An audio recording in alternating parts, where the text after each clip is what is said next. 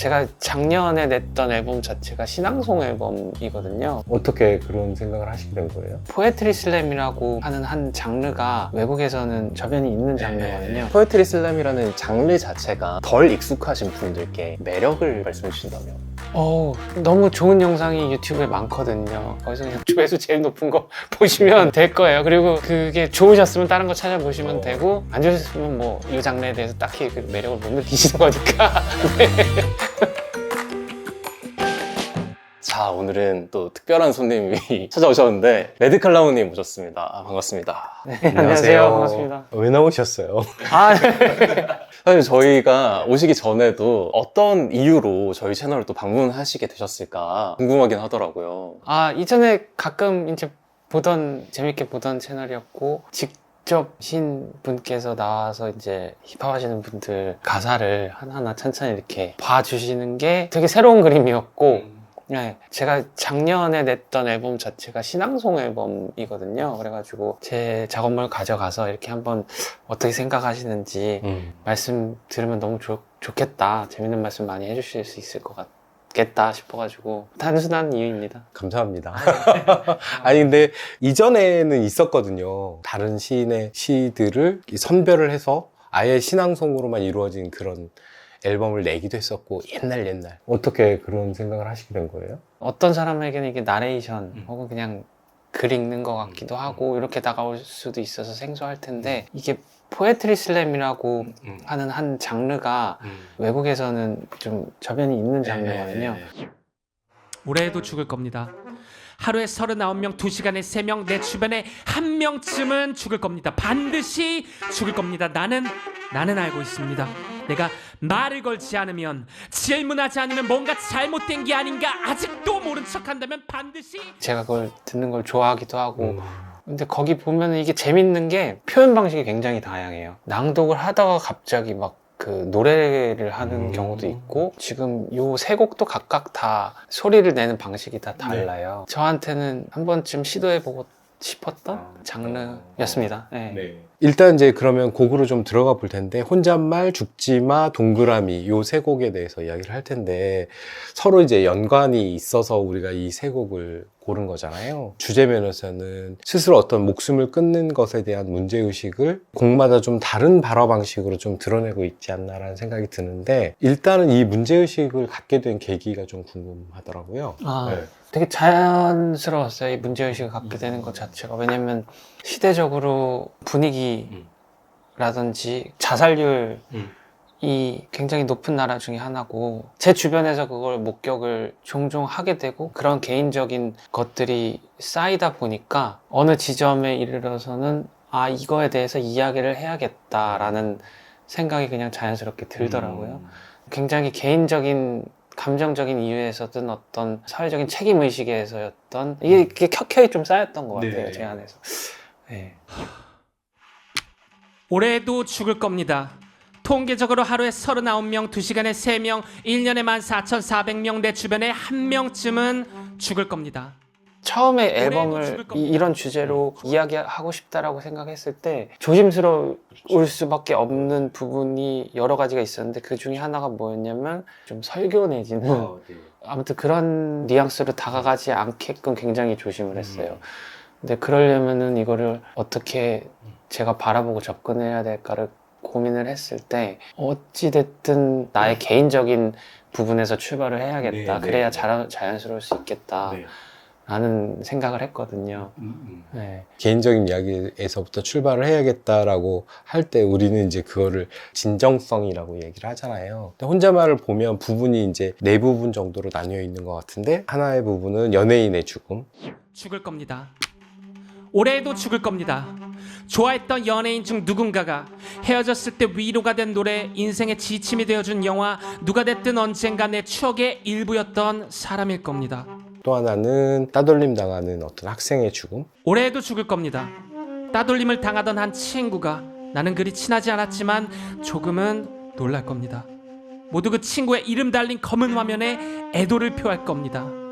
이제 이 두 죽음은 다소 전형적일 수도 있잖아요. 우리가 많이 접하는, 물론 전형적이라고 해서 중요하지 않은 건 아닙니다만, 근데 보육원 출신 진혁이 이야기로 오면 가사가 하다 말거든요. 이야기를 다 못해요. 올해도 죽을 겁니다. 성인이 되어 보육원을 나와 세상에 내던져진 어느 청년이, 내 친구 진혁이도 그랬습니다.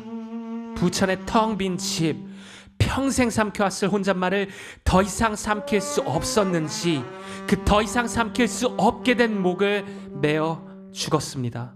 나는 이 이상 진혁이에 대해 감히 말할 수 없습니다. 말할 수 없습니다. 이런 가사가 있고 그 뒤로는 구체적인 얘기를 안 하거든요. 말하지 않음이 더 많은 말을 하고 있고 마음의 어떤 반향을 훨씬 더 많이 불러일으키는 것 같다. 제 그 대학교 후배의 친구였어요. 진혁이는 이제 부산 친구였는데 자취방에 이렇게 놀러 종종 왔었거든요. 그 제 대학 후배랑. 그랬는데 보육원 출신의 친구였고 서울에 이제 일을 하러 올라왔었고 그 당시에 저는 대학생이었고 셋이서 이제 자취방에서 밥 먹고 나서 그냥 바닥에 셋이 이렇게 널브러져가지고 그냥 천장 보면서 얘기하고 있었는데 집 갈 시간쯤 돼가지고 갑자기 그냥 아 너무 좋다 너무 좋다 이러는 거예요. 아 햄 너무 좋네요 막 이러는 거예요. 그래서 아 오늘 그냥 셋이 여기서 자고 갈까요? 막 이러는 거예요.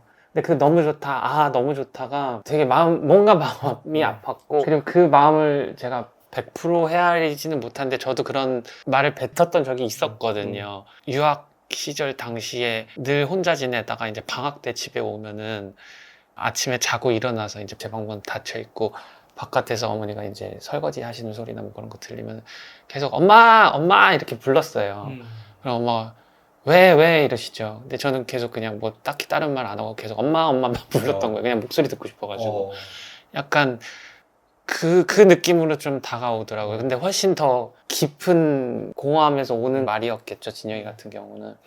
그리고 제가 신기한 거는 진혁이와 비슷한 처지의 친구가 한 명이 더 있었는데 그 친구와도 똑같이 그런 상황이 있었어요. 그 친구도 되게 혼자서 오랫동안 지냈던 친구였는데 자고 가면 안 돼요?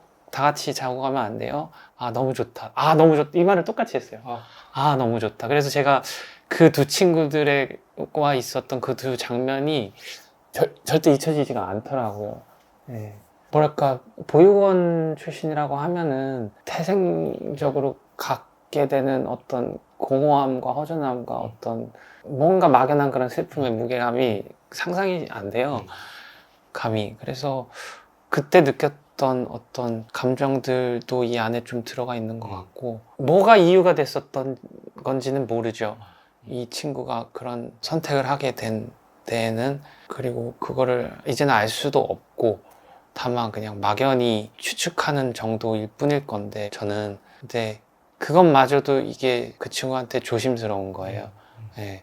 그래서 아마 그런 감정 때문에 말씀하신 부분처럼 네, 이게 적었던 것 같아요. 네. 수많은 혼잣말들이 아주 크게 들렸으면 좋겠습니다. 확성기를 댄 것 마냥 시끄러웠으면 좋겠습니다. 꽹가리 소리처럼 쨍쨍 요란했으면 좋겠습니다.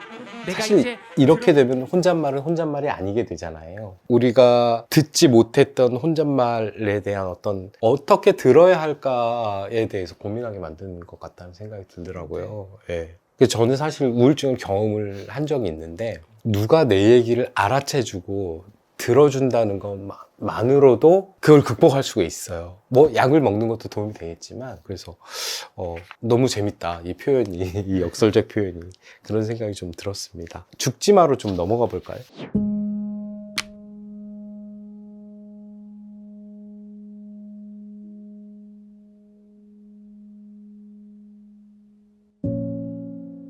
죽지 마. 동굴 속에 숨지 마. 기죽지 마. 완벽하게 안 살아도 돼. 거울 앞에서 그렇게 울지 마.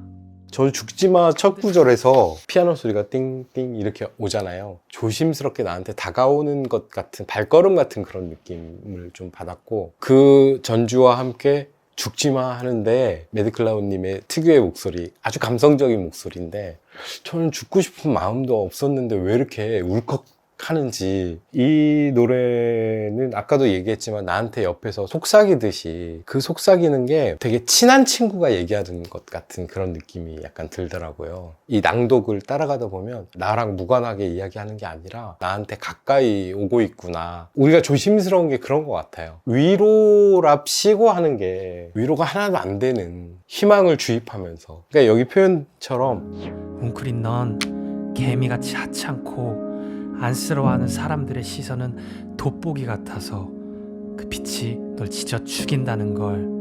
나는 하찮은 개미인데 그 빛이 너무 돋보기에 빛이 모이듯이 모여서 나를 지져 죽일 수도 있는 그런 희망인 거죠. 그 표현을 읽으면서 우리가 희망에 데워 죽을 수도 있겠구나, 이런 생각이 좀 들더라고요. 그러니까 아까 처음에 얘기하셨던 그 위로라고 하는 것이 설득력을 가질 수 있게 되는 거라는 생각이 들더라고요. 말씀 주신 것처럼 긍정이 과잉되다 보면은 오히려 와닿지 않을 수도 있고, 그런 측면에서 고민을 좀 많이 하셨을 것 같은데, 가사를 작업하실 때 좀 신경 쓰셨던 부분이 있으실지. 이게 전달되는 마음이 어떤 형태가 되어야 되는지를 좀 많이 고민했던 것 같아요. 또 그러려면 역시 개인적인 층위에서 접근을 해야겠다. 너무 추상적이고 현학적인 어떤 표현도 최대한 없애면서, 거의 없애면서 개인적이고 사적인 욕망이 드러나야겠다. 그래야 좀 솔직해지겠다, 노래가. 그 노골적인 욕망이 뭐였냐 하면은 이 노래를 들은 사람 한 명이라도 잠깐 그 안 좋은 선택에 대한 것을 유예했으면 좋겠다. 완전히 막을 수 있다고는 생각하지 않아요. 다만 유예가 된다고 해도 그건 좋겠다. 한번 말해볼게.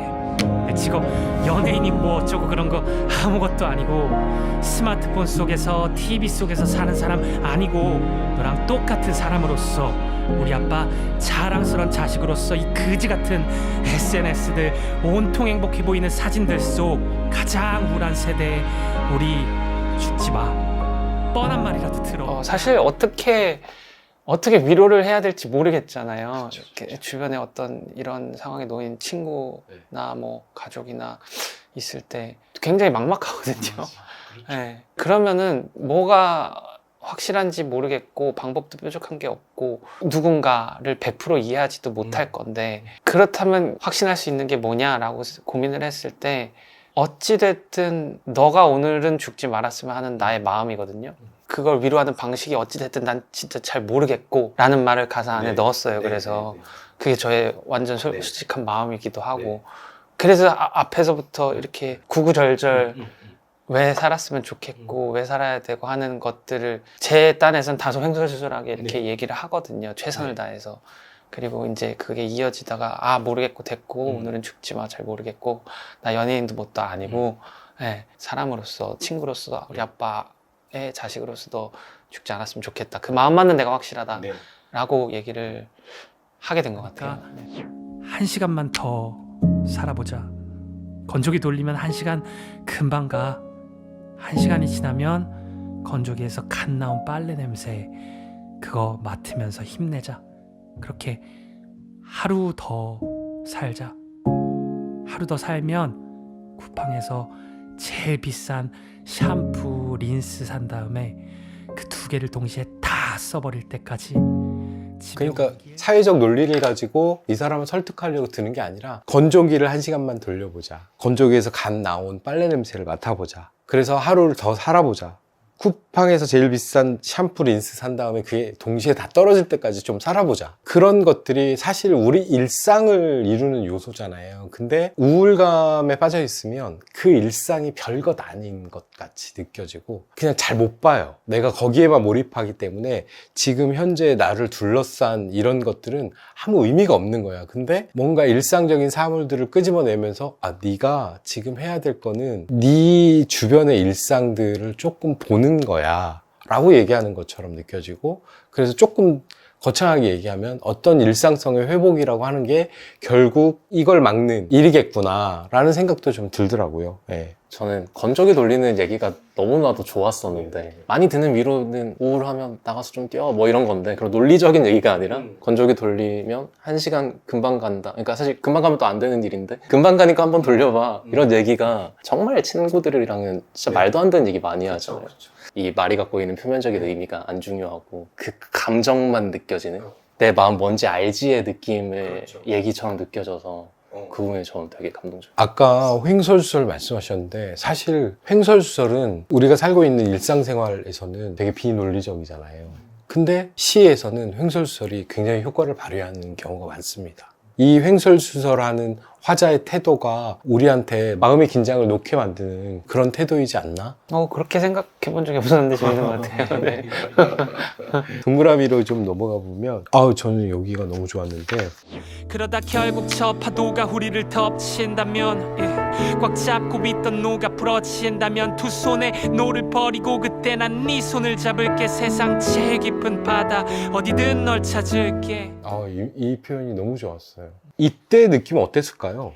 아까 개인적인 이야기라고 하셨는데 네, 이게 뭔가 공유하고 있는 힘듦 내지는 어려움이 있었는데 같이 극복해 나가야 하는 상황인 거죠. 근데 그 안에서 이게 너무나도 거대해 보이니까 두려움을 넘어서 그냥 막막하고 망연자실해 버리는 그런 감정이었거든요. 이게 우릴 집어삼킬 수도 있겠구나. 근데 그렇게 돼서 뭐 배가 뒤집어지든 뭐 노가 부러지든 뭐 그러면은 노 던져버리고 그냥 같이 내려가서 죽자. 바다 깊으로 내려가서 죽자. 뭐 그럼 되지. 약간 이런 느낌. 약간 그런 망연자실, 자포자기, 뭐 불합리하고 정말 부조리한 이런 일들을 왜 우리를 덮치고 있는 거지에 대한 짜증과 약간 그런 것들이 섞여가지고 그래도 이제 함께 하겠다라는 마음의 다짐이었던 거죠.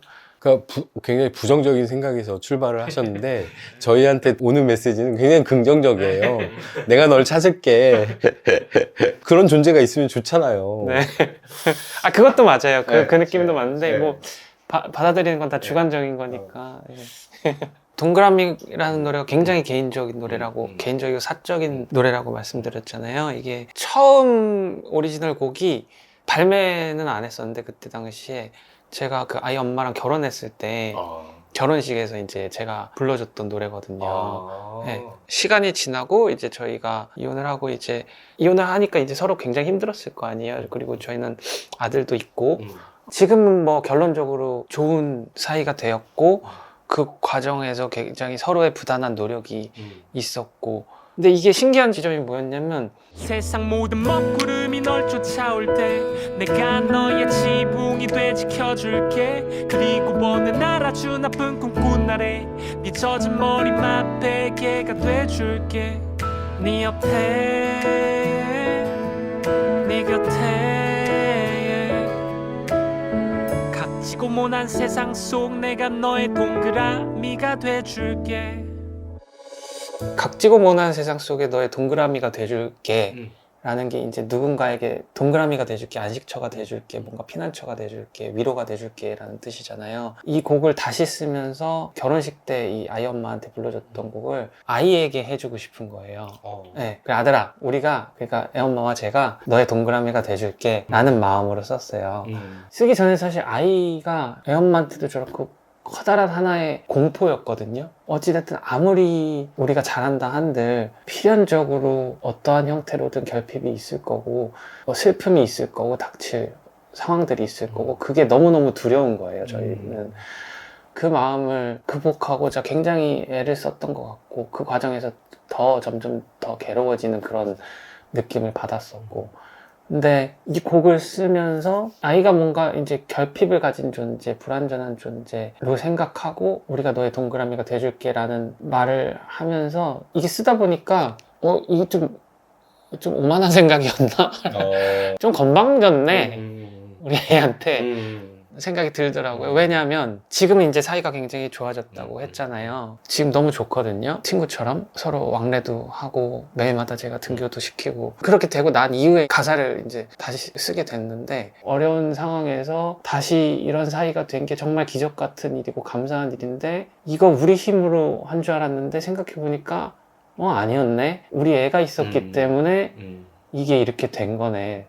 서로 그렇게 노력을 하고, 그리고 아이한테 전혀 예상하지 못한 순간들에서 위로를 받을 때가 종종 있거든요. 그 생각을 하게 되니까 우리가 아이한테 동그라미가 아니고 아이가 우리한테 이 각지고 모난 세상 속에 동그라미였구나 라는 생각이 들면서 이 곡에 대한 의미가 저한테 확 바뀌었었어요. 네. 그게 되게 이 앨범 하면서 어떻게 보면은 얻은 가장 큰 행복 중에 하나예요. 그 깨달음이. 그런 생각도 들었어요. 이제 세상 살아가다 보면 다양한 형태의 관계들이 있을 거잖아요. 상대적으로 연약해 보이는 사람, 늙으신 어머니, 아버지, 장애인 친구 너무 많잖아요. 일방적으로 누군가가 누군가를 버티게 해주고 이렇게 세워주고 끌어주고 하는 게 아니고 서로가 서로를 도와주는 형태일 경우가 많은 것 같아요. 그게 나의 어떤 착각 내지는 어떤 그런 오만함으로 인해서 그게 안 보일 뿐이지 그런 경우가 사실은 대부분이지 않을까라는 생각을 좀 하게 된 것 같아요. 저는 너무 동감합니다.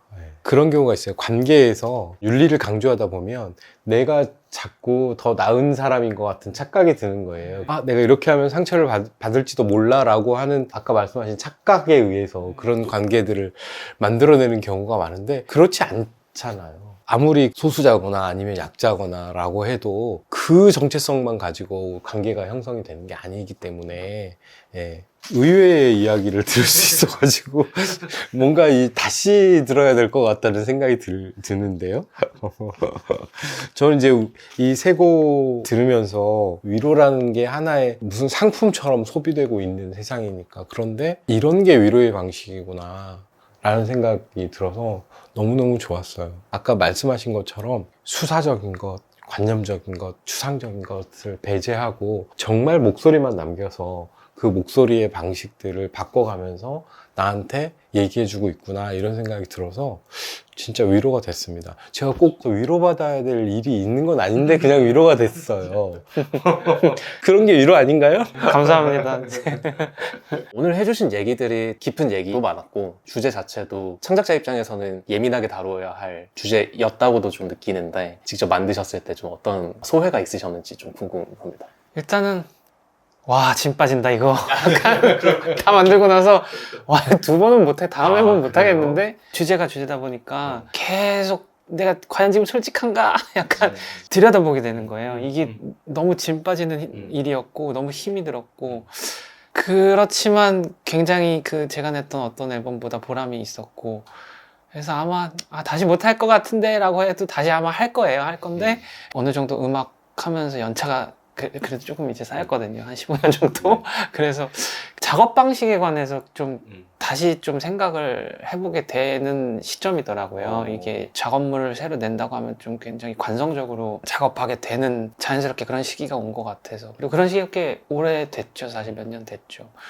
뭐랄까 조금 더 내려놓고 편하게 해보면 좋지 않을까라는 생각을 좀 했던 것 같아요. 그래야지 좀 더 재미를 붙이고 좀 더 오래오래 할 수 있겠다. 너무 부담감까지는 안 되겠다. 뭐 얼마나 대단한 대작을 만들겠다고 약간 예, 구린예술가에서 그런 내용 가사가 있거든요. 또 방식을 한번 바꿔보면 어떨까라는 생각을 이번 앨범 하면서 너무 진이 빠져가지고 한번 해보긴 했습니다.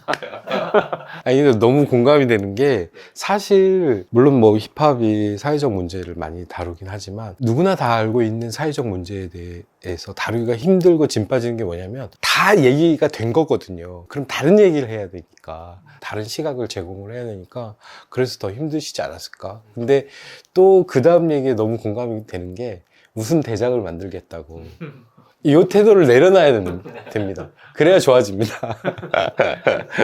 네. Anything Goes To 앨범에 대한 얘기를 좀 해봤는데 포에트리 슬램이라는 장르 자체가 덜 익숙하신 분들께 매력을 말씀해 주신다면